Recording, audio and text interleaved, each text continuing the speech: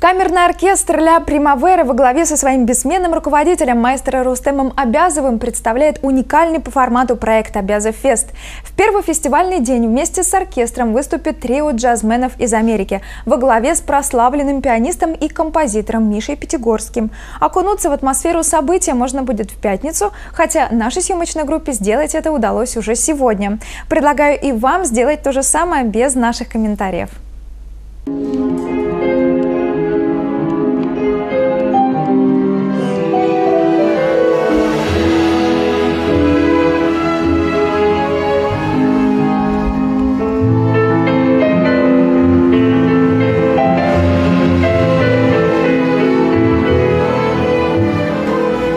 В пятницу стартует 4-й Абязов фестиваль, и в этом году тема фестиваля «Джаз в классике» и «Классика в джазе».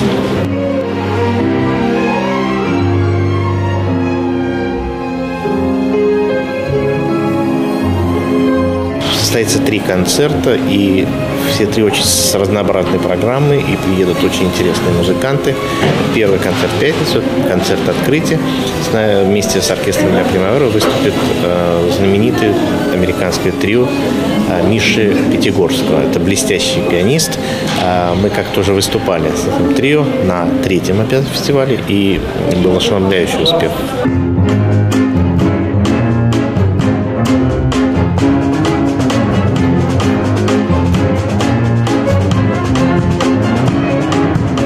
Я пианист и композитор, и написал я весь этот концерт. Музыка – это как жизнь. Иногда мы смеемся, иногда мы плачем. Вот если комбинации этой нету, тогда нету жизни. Так что в этой музыке есть все.